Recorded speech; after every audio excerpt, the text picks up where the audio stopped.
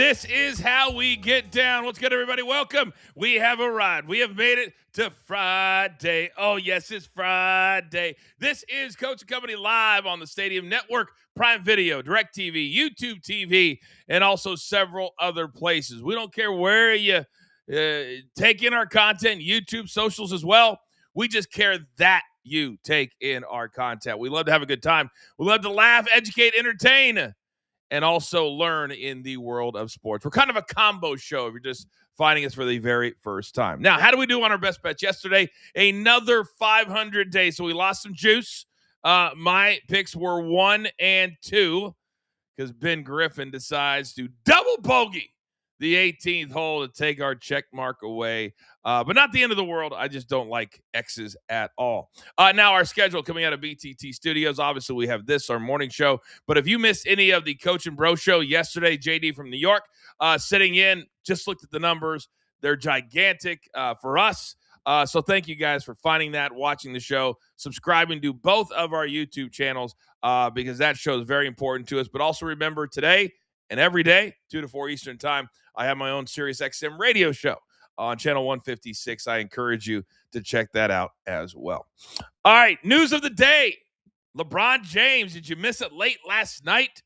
The last game before the All-Star break, and LeBron James made it historic, becoming the oldest player to ever have a triple-double, 41 years, 44 days old.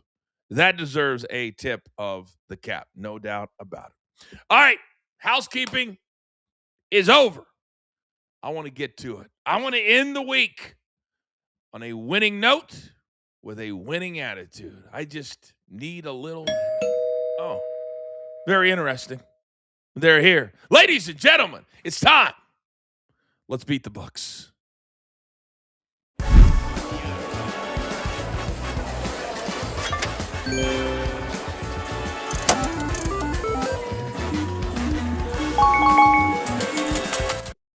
All right, look who we have today. Let's start right next door. He's our numbers guy for a reason. Say good morning to Raphael Esparza. Good morning, Raphael. Good morning, Coach. Good morning, family. It's a Friday. It's the weekend. And you know what? Everywhere else, it's a good weekend. But here in New Orleans, it's Mardi Gras weekend. So we're going to see a lot of skin this weekend. Why do you seem abnormally excited about that? It's supposed to be 80 degrees pretty much all weekend long. So when it's hot, the clothes come on. Oh, my God. I can already see the videos. Coach, is this the guy that's on your show? This one right here, throwing the beads? Yeah, that's our guy. That's our guy. Now, a man who just booked his flight to New Orleans. He is from Memphis, Tennessee. DG, good morning.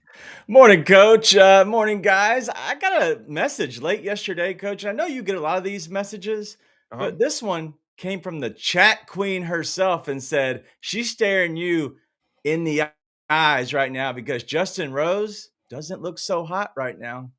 What are you talking about? He shot a 3 under 69 yesterday. What do you mean he's not? It's T39. There's no cut. He's not in danger of going home today. What are we talking about? And I said top 10. He's right there. In fact, let me look at it. She didn't say anything anyway, but I'm gonna stand on business. Top 10 right now is 7 under. I'm 4 back after one day. Next, we have a very Louisiana hot sauce kind of feel to the show today because this man's also from the Dirty. And we got Footy Friday coming up in a matter of moments. Big Chuck, good morning. Morning, Coachman Company. Some would say the boot. Yeah, the festivities are upon us here in the great state of Louisiana. And then while other sports are on pause, vacations, all-stars, you know what's still going? Good old footy ball. That is so very, very true. And the only thing I think more entertaining than a video of Raphael throwing beads to said people would be a combo video of Raphael and Big Chuck throwing beads to said people.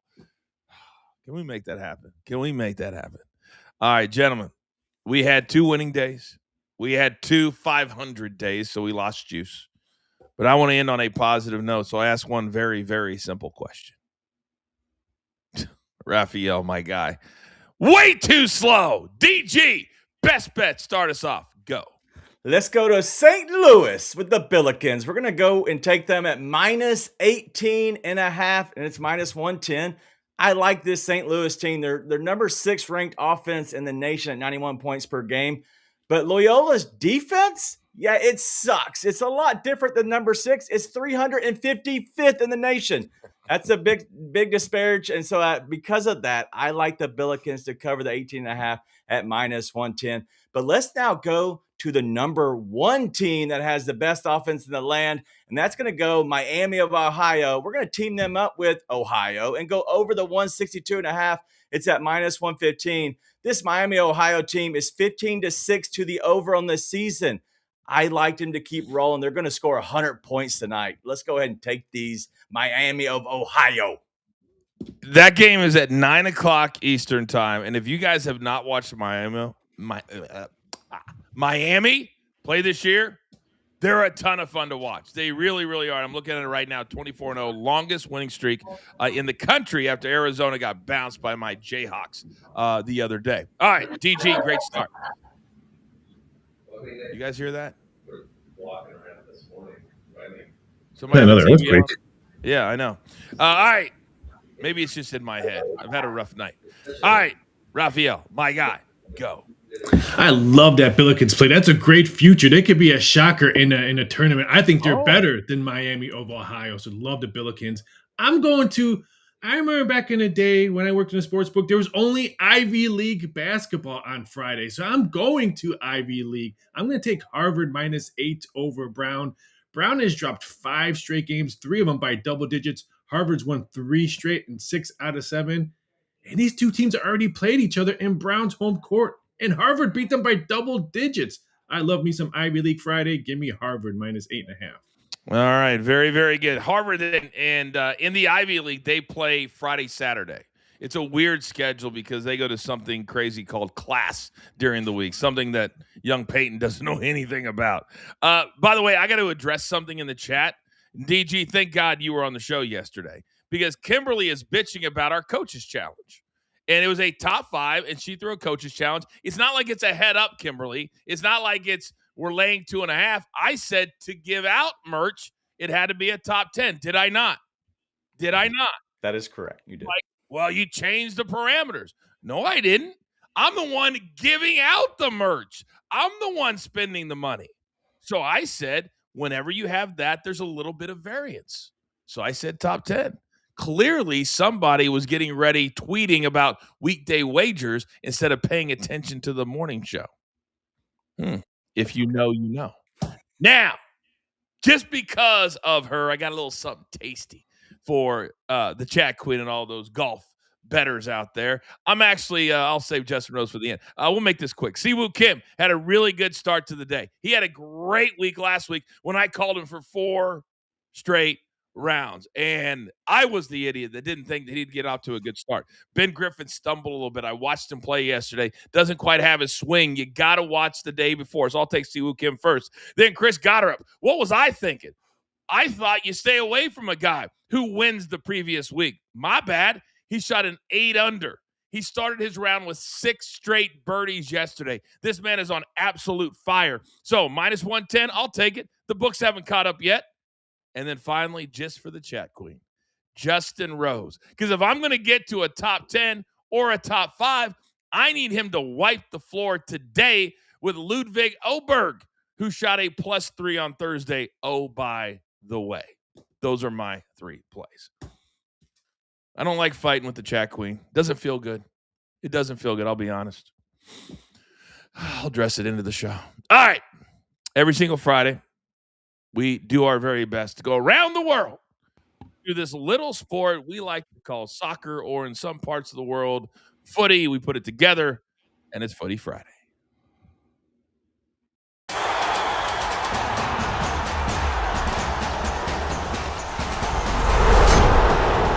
All right, Big Chuck, it's just me and you, and I love it when we start our Footy Friday plays on Friday. Talk to me.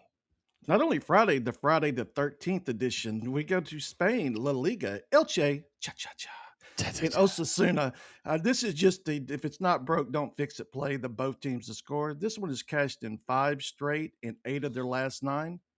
We had to have a little Bundesliga action also. Dortmund welcome Mainz to the yellow wall. This is the annual or the weekly German. Don't overthink this one as well. The over 3 that they have combined for 3 or more total goals in 7 of their last 9 meetings. Plus, I like the Carnival Club as dogs in this spot. Give me Mainz first half team total over half a goal. Oh, I like it a lot. Mine's, I think people have been sleeping on Mines a little bit this year because, previous years, they really weren't a scoring machine. They have fixed that. They have fixed that this year. I love that play. All right, let's flip it over to Saturday. What do we got? No EPL, but we do have the England FA Cup, Manchester City and Salford City from the 4th division, meaning this should be a good old-fashioned beatdown. And I like to get in and out early with the first half over 2. Man City, they average 1.5 first half goals against superior sides. I could see 3 or more in this one. And lastly, Italy, Serie A. We're going to give them another chance. So with Lazio, Atalanta, Lazio, they average 1.5 team goals at home, while Atalanta, they score average of 1.1 team goals on the road. Let's go ahead and go with both teams to score in the Eternal City. All right, those are your 5 plays. I particularly like the FA Cup because you're right.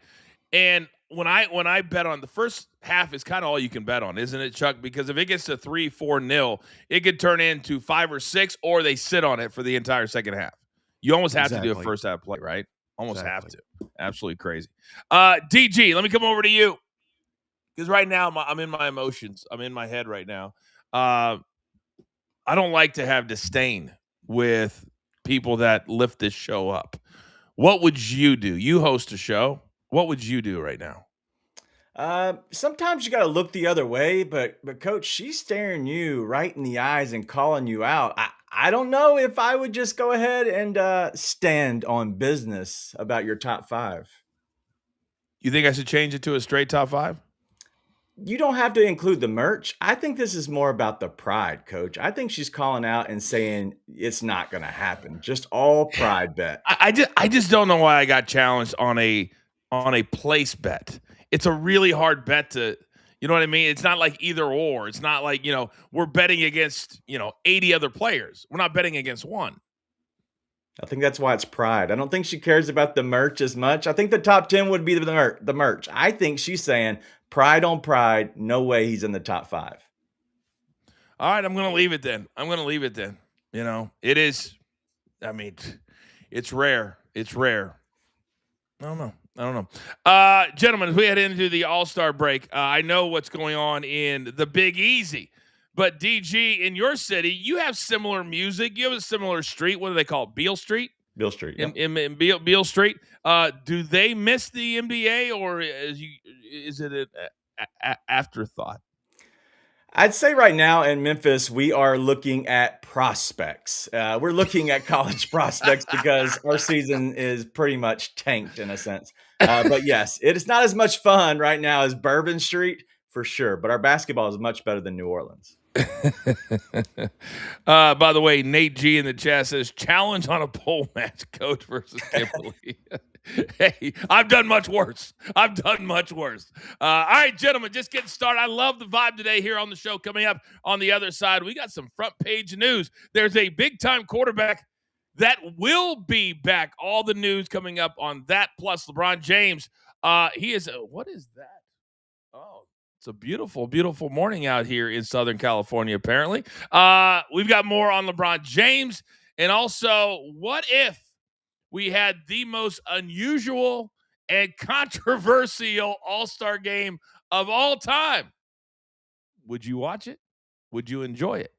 We're talking about all of that. This is Coaching Company on a Friday. Absolutely love it. And we are live, as always, wherever the Stadium Network is.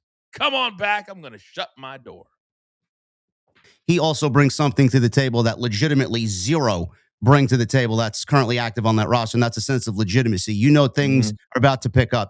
Things are about to get really serious when he's on television.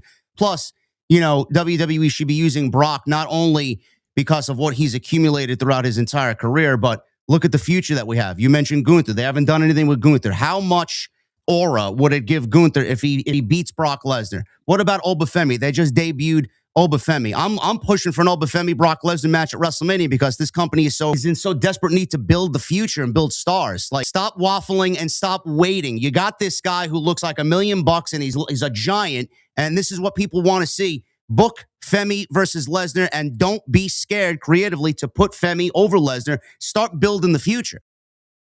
That is for WrestleMania. And guys, we're having some issues with WrestleMania. And I know Big Chuck and Raphael, they originally announced Mania in New Orleans. Then they pulled it out after people had booked trips. Now they move it back to Vegas because they made so much money last year. But the issue is they're not selling tickets. They're only about half sold for both nights. That would be a travesty. Raphael, is this still a story in New Orleans? It is, but I think it's a bigger story for Vegas because not only did the tickets not being sold in Vegas, but tickets weren't even being sold for Super Bowl weekend, which is a big weekend in Vegas, and the city was dead. So it's not just a WrestleMania issue. I think it's a Vegas issue more than anything. They got to figure this out. You got to start going back, DG, to $1.99 buffets because these people flat out aren't coming to Vegas. Yeah, what I'm looking at is that is a destination city, right? But I don't think it has the lore that it used to have because, one, they just went there. But two, I think people want to have the experience. The fans want to go to a new city. They want to see new things. And because of that, I think you're pulling the experience. You're pulling the life, the culture out of Mania. And this is what TKO didn't understand. They're business guys. They're not wrestling guys. I was a part of 17 WrestleManias. The fans are the best part. The fans are the best part, the fan fest, but also there's a lot of smaller companies that piggyback. The business has to be held up. And when you're doing this and the fans go, I just did that last year, it doesn't have the same allure. We're back live, little front page news, 5 seconds.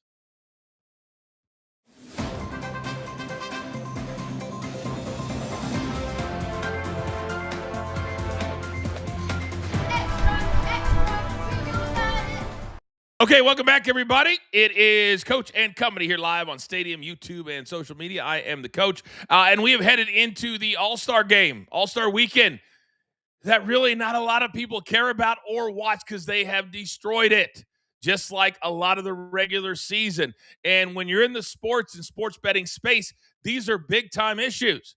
Now, you normally don't see a player who is active, who is current, addressing these types of issues. Well, Draymond Green is not your normal player. He has his own show, part of LeBron James' whole production company. And Draymond Green addressed the tanking issue on his latest episode. Check this out. You're talking a third of the league is tanking right now. It's not even All-Star break yet. And the full-out tank jobs are on. Memphis, it's obvious they're tanking, right? You trade Bane, you trade Jaren. Ty Jerome was playing great, and you sit him the last 7-8 minutes of the game. Comeback start happening. You're like, man, they're going to bring Ty back. Don't bring Ty Jerome back. But they're not the only team tanking. Utah has not played Lauri Markkanen, Jaren Jackson Jr., Yusef Nurkic in the fourth quarter. Some of these games, Jaren got 26 going into the fourth. Lauri got 25 going into the fourth. And these guys don't play the fourth quarter. Utah has to stay within the top 8 or their pick goes to Oklahoma City. So Sam Presti's livid at what Utah is doing. Only problem with that is Sam Presti just won a championship last year doing what Utah's doing. But it ain't so fun when the rabbit got the gun. It's a copycat league. So now everybody's like, oh, I got a tank because I'm going to get the next championship in the small market.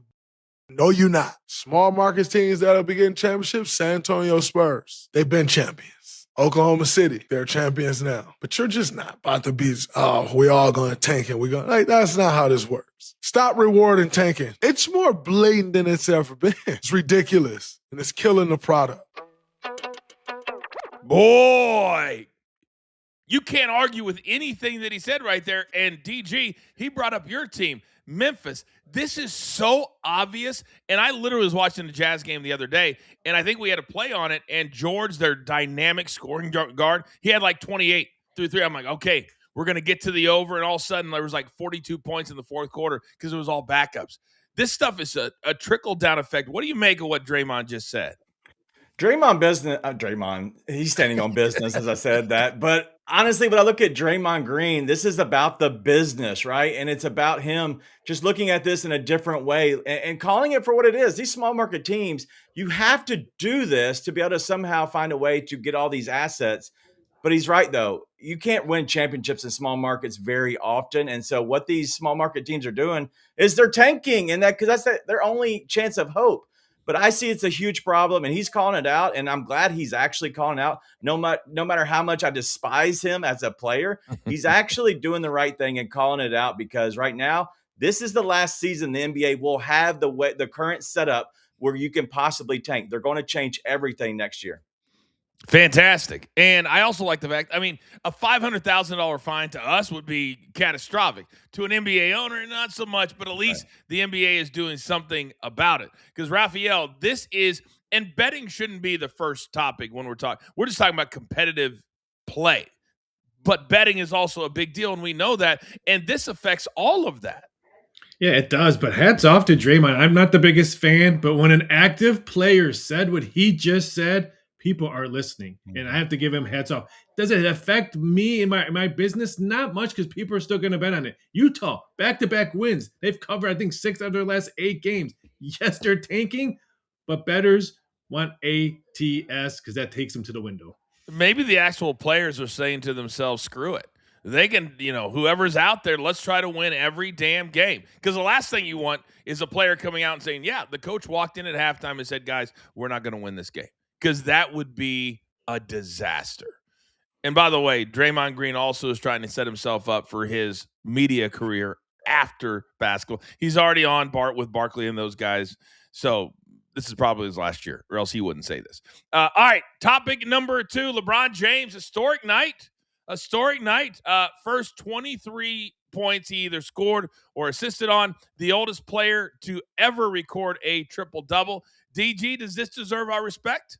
Absolutely, it deserves our respect. And I don't love how he necessarily plays the game, especially now the off-court stuff with his son. But on the court, LeBron showing that Father of Time is being a little bit nicer on him, because him doing a triple-double at this age is historical. The fact that he's able to still contribute, let's not get into his contract, because we're all against that amount of money. But what he actually produces on the court is historical, and I can't take anything away from that.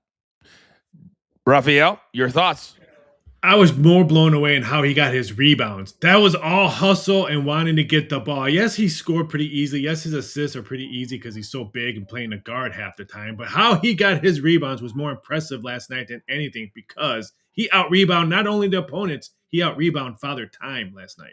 He really, really did. Topic number 3, speaking of Father Time, you got to really want to play to take this thing all the way to the courts. But down there in Ole Miss, and the only thing that would make this story greater is if he transfers after getting this injunction. But Trinidad Chambliss goes to court. The heel that came out of it was Joe Judge. Video going viral talking about players that have partners that are expecting during the season and what. Go look for yourself on YouTube. But Chambliss very emotional. He'll probably get, $3 or $4 million in NIL money. But Ole Miss gets their quarterback at the end of the day.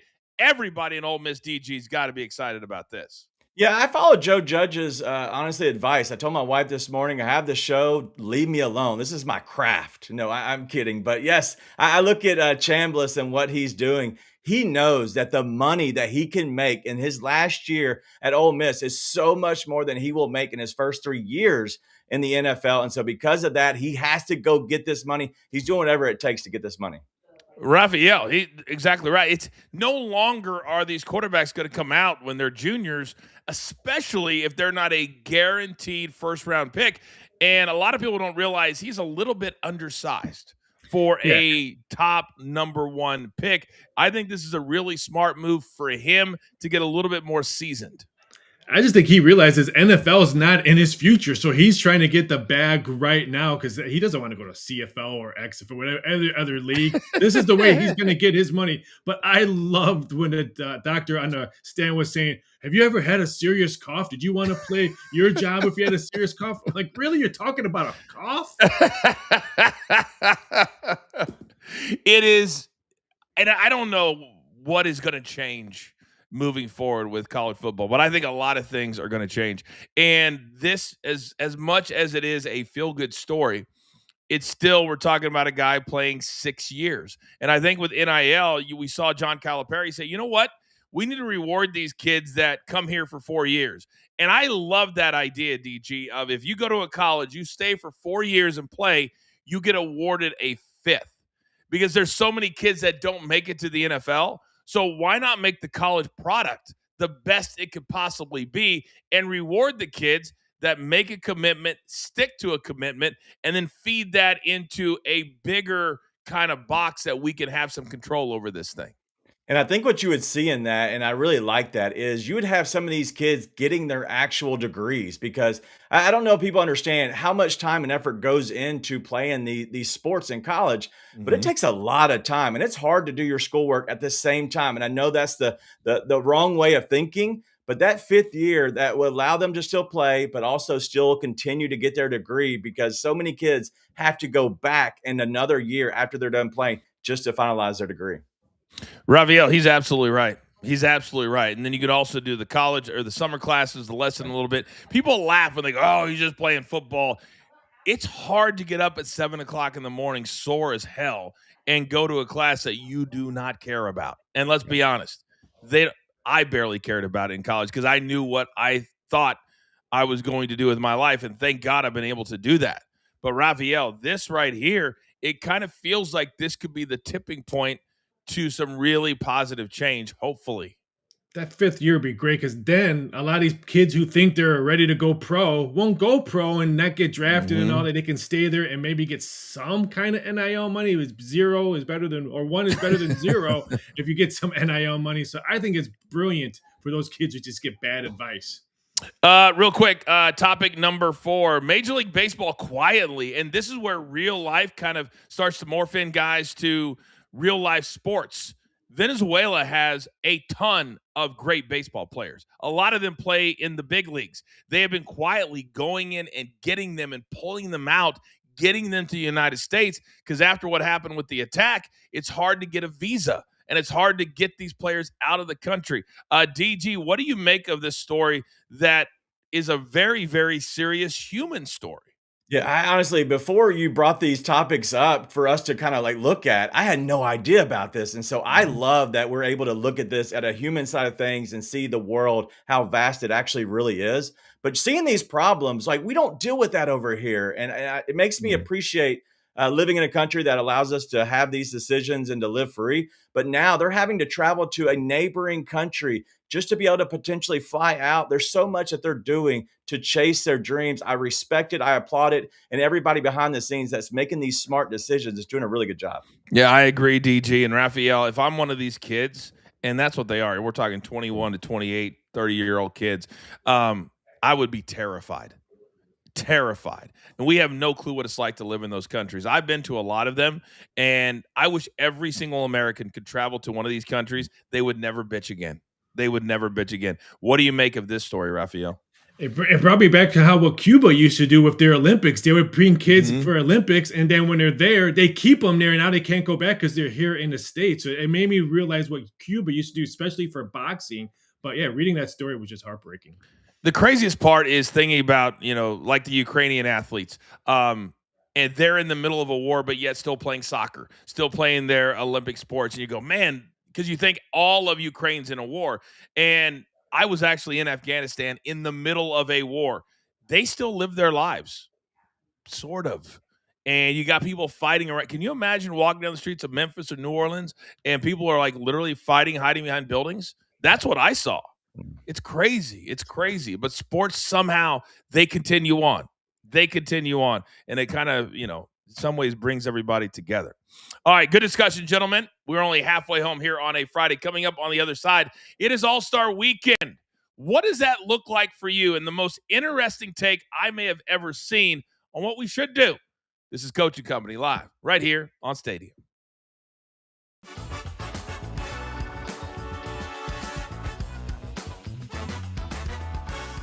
All right, gentlemen, one of the more fascinating stories when athletes And we talked about it yesterday. I said, I want to go back and look to see what happened. So this Ukrainian athlete, he wanted to wear this helmet, and he wanted to have the memories of 20 people that he knew, athletes that have died in the war with Russia. And of course they said, no, you can't do it, because you'd imagine if they let him do it, what would happen? DG, he went to a hearing. They still have not ruled on the hearing. So regardless, it's going to be too late. The train has left, according to the Olympic people. It's crazy that this guy, I know, he says, I know I'm right. But he's making no impact on anything other than himself and not getting to compete, which ultimately is what you want in the Olympics, no?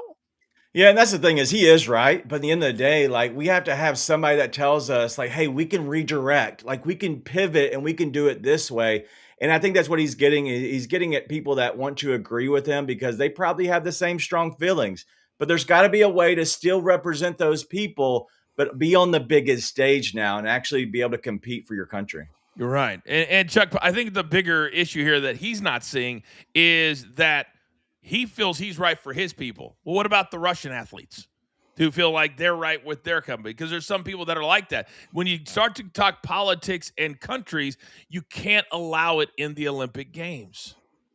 It's definitely a noble gesture. If I was him, I would have waited to see if I placed and then come out and done something a little sneakily and then presented everyone. But I don't think everyone will be on board with him. If he was really passionate about this effort, he would have addressed it earlier. But I just don't think everyone's going to be on board. I still commend him, though, for his efforts. You know what? It's crazy that you say that because that's exactly what I thought. I thought if he wins and he does an interview like the guy the other day who admitted to cheating on his girlfriend, not the right place, not the right time, he could do it. And when they walk up to him, he just has somebody hand him the helmet. You put it on. They're not going to stop it on live TV. They're not. Again, wrong place, wrong time. But it's a great idea, Chuck. An absolutely great idea. All right, we got a lot more to talk about. All-Star Weekend. Leadership. We're back in 5 seconds.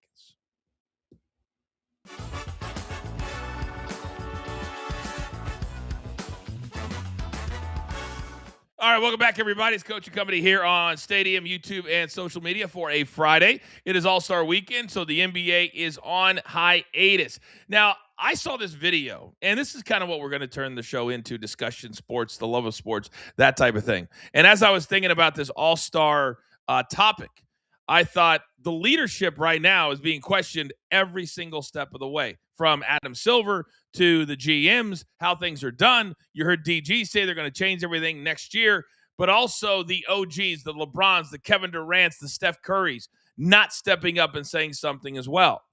And then I saw this video of Mike Vrabel after the Super Bowl. If you haven't seen it, I want to roll it, and I want you to see what true leadership in a losing fashion at the highest level looks like. Roll tape. Come on, we got to be pissed together. Okay, you know what I mean? 307 days, that's all it was. We got a lot more days ahead of us. Okay, you hear me? Hey, 307 days, that's all we got. We've just played 307 days. We got a lot more football left in our program.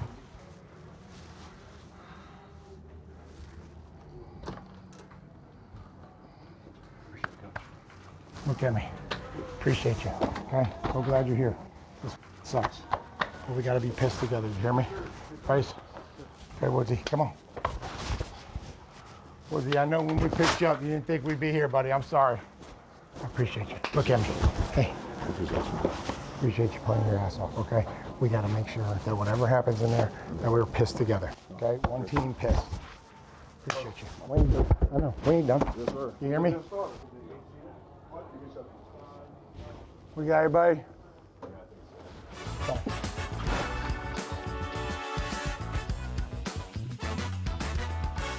So look at that right there. One team pissed. One team pissed. Let's bring my guys back in now. And DG, I'm going to start with you. You normally don't see a head coach do that. You normally don't see a head coach. Certainly, sometimes it feels like losing the Super Bowl can be worse than losing, in the regular season, because you'd make it and then you don't get there. What did you make of the leadership of Mike Vrabel? I know he's been doing that and standing outside the locker room and talking to his players, whether win or lose. That's what he does. One, consistency. That's what the players want. But also now what he's doing is looking them in the eye and saying, hey, this hurts. but seeing the actual like real footage of him just being bummed, leaning against the wall and then leaning against that crate there, it shows the human side of it, what these guys are going through and how really it just guts them. I loved everything about that, from the leadership to showing his real emotions. It's a great word, guts, because when you work 307 days, Raphael, it does rip your gut out, because that's what people remember in 20 or 30 years, how many titles you won. Yeah, when you do a Google search and type in players coach, that video should be right there, because that's all I saw was, wow, this guy's taking his pain with the players and putting it together and saying, you know what, it's a team pain. It's not individual pain. Let's come back next year and get rid of that pain. That's a great video. Great video. Big Chuck, your thoughts? Well, yeah, absolutely. They exceeded expectations. No one expected him to be there anyway, so he's got plenty to be proud of. So I liked how he stopped my man Will Campbell and gave him a little bit of extra encouragement. Everyone was hard on him. So yeah, absolutely. Patriots have a bright future. Nothing to hang their heads about. I look forward to them to being better and as we go along. You don't treat or coach every player the same. You just don't do it. You just don't do it. All right, gentlemen, this is All-Star Weekend. And regardless of how we feel about it, regardless of whether we like it or not, they have absolutely butchered this All-Star game. My question is, DG, is there any part of it that you still look forward to? All right, so the entire weekend, I don't look forward to it like I used to, because I used to love the three-point shootout and also the dunk contest. Those are the ones that fall flat to me. But they're changing up the All-Star game. And Coach, I have to say, I like it. It has potential. It has legs. These are honestly going to be 3 games to 40 points, Elam ending. And at that point, whoever has the best record, then they play in the championship. I think it could be fun. I'm going to give it a chance. Raphael? Wow, give me the chance. That's a big stretch. I was at the Dominique Wilkins Michael Jordan Dunk Fest in Chicago, where Jordan stole the championship from Dominique Wilkins. I used to love the dunk contest, watching Spud Webb dunk a ball, Sean Kemp pumping up his Reeboks. I miss those days. I want nothing to do to this weekend. I'm watching college hoops. I'm watching soccer with Big Chuck. Give me those sports. Reportedly, and I can't remember who did the report. Producer man sent it to me. It's like 8,000 texts ago. But Vince Carter revealed on one of his shows that they were offered at one point $1 million to compete in the dunk contest. $1 million. LeBron James has never competed in the dunk contest, but yet he wanted to wear 23 because Michael Jordan was his hero, but yet never did the one thing Michael was known for early in his career, which is Banana Land. Big Chuck, have they completely lost? Because now it's just like a fan vote. It's like a couple of, I don't even know the rules, because I haven't watched it in 2 years, because I just go, I'll go to social media and I'll watch, this small white dude dunk a couple times over somebody's head, and that's pretty much it. Am I wrong, Chuck? Not at all. As someone who does not participate or watch the All-Star game or the festivities, I do sometimes tune into the Saturday, the three-point contest, the skill competition, a little bit of the dunk. That would probably be it, but I don't think I've watched the actual All-Star game in years. So, yeah, Butcher is placing it kindly there, Coachman. Haven't watched it in a few years. Now, I hate headlines. I hate dirt sheets that write headlines for clicks. So the other day, DG, when I saw this headline, I was like, there's no way. There's no way that anybody ever said this. And then as you watch the clip, you're like, maybe not such a bad idea. And Nick Wright, who's a national voice, he's got his own show on Fox. He has the show that's in between all those Barstool shows. And he was on Bill Simmons' gigantic podcast. Love Bill. Still don't know. And he said, what if we did, instead of all this nonsense with multiple teams and this and that, what if we did Team White against Team Black? And I was like, that would be a... And then I went and looked at it. Here are a possible starting lineups for Team White versus Team Black. Team White, you could have Jokic, Luka, Cooper Flagg, Con Knipple, I got to have a youngin', and Austin Reeves playing the 3. Team Black, Wemby, Anthony Edwards, SGA, Giannis, LeBron would probably have to come off the bench. Kevin Durant. DG, if they did this, instantly they would have the highest rated NBA All-Star game of all time, and the players would play their asses off. What are your thoughts when you heard this? I think you're talking about a whole nother part of pride. And that's what we would see in this moment, because we've all been there. Like, we've all done I guess the playground picking, where honestly, sometimes those white boys were picked last. And that happens. But this could be a chance, like, hey, I'm going to prove it. We're going to go one-on-one. And it's going to be a lot of fun. I know it will never happen, but man, it would be fun for just 1 year. And let's see how it works out. Could we just get past it? Just get past the negative headlines, get past, all those people that be like, it's a racist thing, instead of just actually looking at it for what it is. And what it is, Raphael, could be awesome. I don't look at it in a numbers point of view. Team Black would be double-digit favorites easily. Most tickets written will be Team White. Viewing would be Super Bowl viewing, not just all-time MB. It would be Super Bowl, because what does everyone think about when they think of race and all that? They're going to be watching it for that reason, not because of the game, not because of the players. They're going to be thinking about it politically and what's on everybody's mind now these days. Super Bowl numbers this game would be. The interest would be exactly that, Chuck. It would be because we've always wondered, because most of the time you think about the NBA, it is, what are the numbers? Like, I think 88, 90% black players, something like that. I mean, it's a very, very high percentage. Big Chuck, the more I talk about it, the more I think about it, the more I think I want to see this. What about you? I don't think it would be a bad idea. I hate that everybody would make it such a negative stigma. I mean, I don't think anything's wrong with it. You're just playing basketball. So I would be up for it. I think they would have good competition. That's a great team that you laid out for the white boys. But the other team, I mean, I think it would be great viewing. I think it would be absolutely amazing. Raphael, go. Can you imagine if Team White did win, like by double digits? Wow, that would be up to the Miracle on Ice kind of a thing. Can you imagine? Oh, they said it couldn't happen. Oh, those white boys coming down off the mountain. Oh my God, it would be. I think the players would love it too. Con Knipple would just stand out there and just pop threes all day. He would have 40. He'd have 40 because they don't play defense. Even if they play hard, they're not playing defense. Oh my goodness. I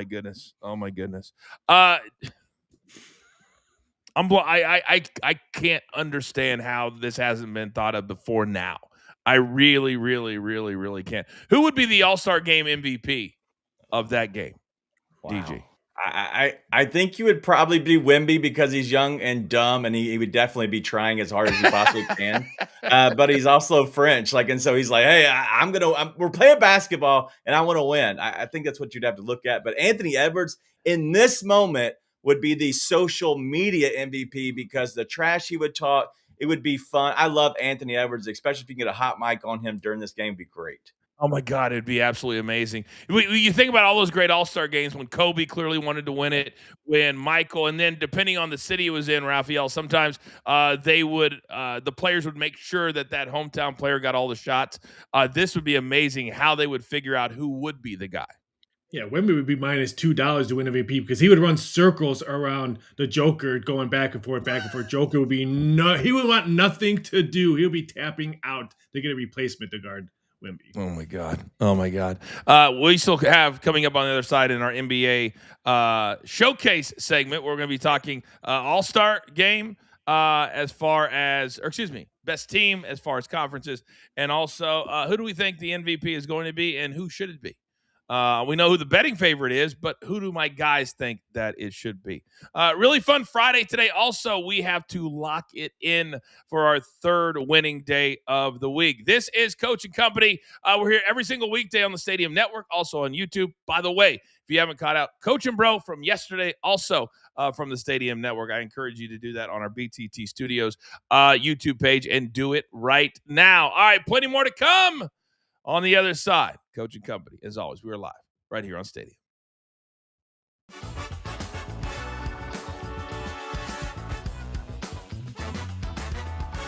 Okay, boys, I want to play a little trivia contest. I mentioned at the top of the show that LeBron James, 41 years, 41 days, the oldest player in the history of the NBA to record a triple-double last night in a win, a big win, 20-point win over the Dallas Mavericks. Gentlemen, and Chuck, I'm going to start with you. Can you tell me the name of the player who previously, until last night, held the record for oldest player to record a triple-double? Chuck? I know Summerfield's finest. Mr. Carl Malone, but what they say, the post office not open on Sundays, but yeah, Mr. Malone. That's exactly right. From down in your neck of the woods. I think we forget, DG, just how good Karl Malone was and for how long. Yeah, I didn't even think about Karl Malone, so that's a great question and answer there. So, yeah, I didn't know he would have the assist. I figured he'd have the rebounds, but I didn't think he'd have the assist, especially playing alongside a guy like John Stockton, who honestly is the guy who dishes out all the rock. No doubt about it. Raphael, would you have known this one?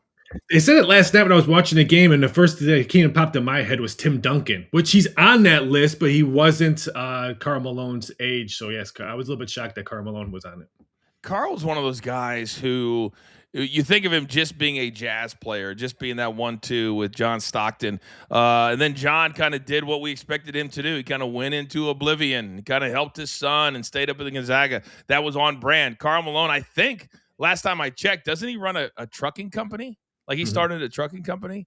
Like he's old school. It's kind of like a farmer runs into the NBA is kind of how Karl Malone was. He's very backwoodsy type of mentality.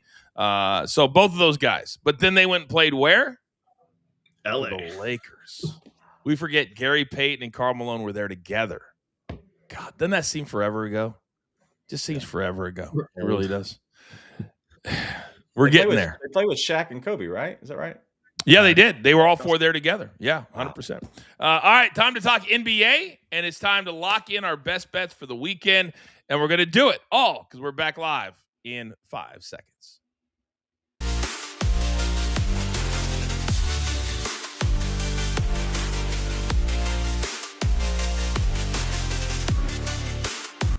Okay, welcome back, everybody. We will lock it in here in about 5 minutes. But, gentlemen, the NBA, because of how they put their All-Star game, they got to wait until football is over. They're well past the halfway point. A lot of teams have 27 or 28 games left. So right now, the MVP for the second straight year would be SGA. But, DG, let me come over to you because there's names like Jokic, Cade Cunningham is now in the conversation, Kawhi Leonard, who's having a career year for him because he's playing a lot. Right now, end of the year, who do you think ultimately will take home this prize? Well, I always look at the narrative of this, and obviously it was SGA's first MVP last year and his only MVP so far. I look at this as being Cade Cunningham. I think he has the stats because he is getting more rebounds, but also assists than SGA. He doesn't have the points, but in the end of the day, this is a narrative play, and so I like Cade to win the MVP this year. So, Raphael, from a numbers perspective, is that possible? Yes, it is. You can get that around 5% over in the prediction markets. That's anywhere between 14 to 15 to 1 in the books. But don't forget, SGA is hurt. So what if he has nagging injuries the second half? Then I think Cade Cunningham can nip him and maybe win this. And that's the thing, Charles, that nobody's talking about because that 18-game miss, that's the magic number. I believe the MVP is included in that. You can't win any awards in the NBA if you don't play 65 games. Chuck, your thoughts? That's exactly what I was going to bring up. SGA being hobbled now could definitely be a disadvantage, and Cade Cunningham is the one that sticks out to me also on the top team in the East. Plus, he looks like plus 2,000. How can you not put a sprinkle on that? Jokic is always in the picture as well, but I don't know. He was out also. I don't know if he will make that 65-game criteria. Love Cade Cunningham. Yeah, and if you want people to forget a slow start because Jokic was hurt at the start of the year, you get hurt at the start of the year because people forget November when you get to April and to May. All right, gentlemen, we mentioned the Pistons 40-13, number one in the East. The Thunder 42-14, the number one team in the West. Ultimately, DG, what do you think the NBA Finals are going to look like when we get there? I think we're looking at the Pistons. I think they're the team of destiny. I don't know if they win the championship, but I think in the East they can control it. And on the other side, the West, I look at the team in the Spurs. They've beaten OKC 4 out of 5 games this year, and I get it. Like the Thunder are still a really dominant team. I think the Spurs can beat them head to head at the end. Raphael?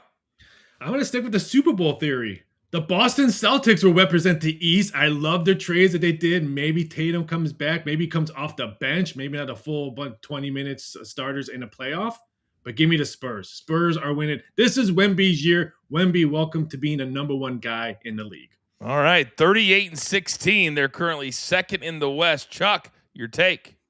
Definitely got to like OKC, but in the East, I was kind of looking at the Cavs. They're the hottest team right now. They seem to be surging. They could be a little sneaky team come playoffs as well. A little sneaky team, he says. The Cavs currently fourth at 34-21. And then when you go to the next four, Toronto, Philadelphia, I don't mind, O-Town, and Miami. Those are your top 8.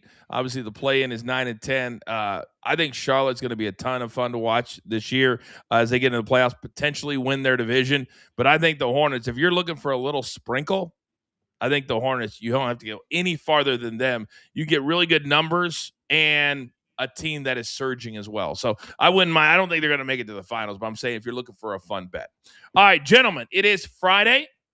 I want to have 3 out of 5 winning days. I feel really good about it. So without further ado, let's lock it in.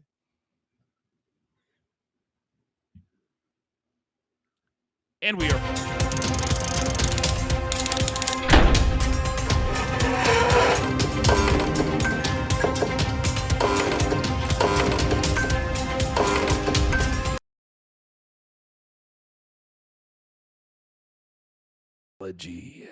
All right, 1 or 2 nuggets, 10 seconds or less. It's all that I need. Raphael, my guy, start us off.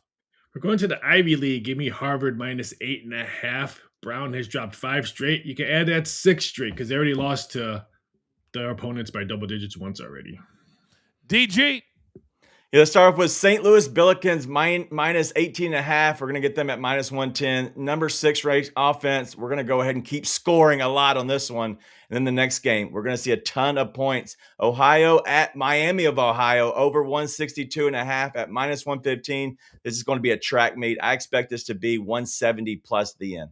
I love these games on a Friday night. All right, my round 2 picks, and you got to get them in and get them in quick. Love all 3 of these. Siwoo Kim, red hot a week ago, and he had a really good start yesterday, minus 567 over Ben Griffin, who really stumbled to the finish line yesterday. Chris Gotterup, already 2 wins, and I really thought he would need until Friday or Saturday before I would jump on him. Boy, was I the idiot. A 6 birdie start straight. And also 8 under 64 as he continues to show that he's the best player in the world right now. And Scotty Scheffler shot over par yesterday. And then Justin Rose. Justin Rose also won the Farmers Insurance Open. He set a record-breaking Tiger, and he shot a tiny little 3 under yesterday. I have him for a top 5. It's caused a little dissension in the ranks, but me and the chat queen, Kimberly, we will get through it. We'll get through it, and we'll get through it together. All right, Footy Friday. Big Chuck, very quickly, take me through it.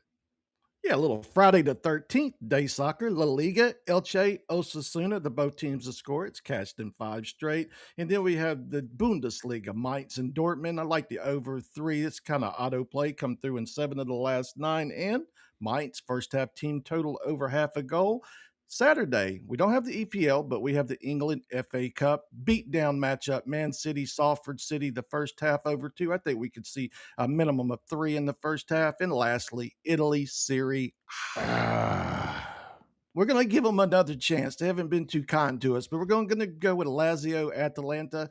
Both teams to score. I think we see a 1-1, 2-1, 2-2 type of final score. So can we say if they don't score today that Serie A is dead to us for the rest of the year? Yes. You already know. They come out, they were the top team and top league with 0-0 finishes. I think they had 36 overall. A couple of things from the chat. Somebody's asking where Mikey P has been. He is on his deathbed right now. This man is puking up anything and everything that's inside of his little body. So we have given him the 2 days off. He wanted to come on. It would not have been a pretty picture. It would not have been. Raphael, somebody else in the chat is also asking, what about the Latino players in the All-Star game? But we went team white, team black. What will we do with them? I think there's only one, maybe Vasquez from Miami. I can maybe suit up. So I mean, I got some eligibility left. You got a little bit. You play in your 9th year. Oh my goodness. I guess you'd probably have to DG put them team black. Probably. I would guess. I don't know where you go, because my question is you have a biracial family. Like, where do we go there? Like, are we team white or are we team black? What's the rule? Wow. I didn't even think about it. That could cause some family issues. Right. You got, most of them are, God, I don't even want to say. I'm like, this is going to be like that 8 seconds I can already see right now. Coach said it's mostly no. Not in its slightest. I guess it'd kind of be like when somebody has, they're a citizen of 2 different countries, and they can decide.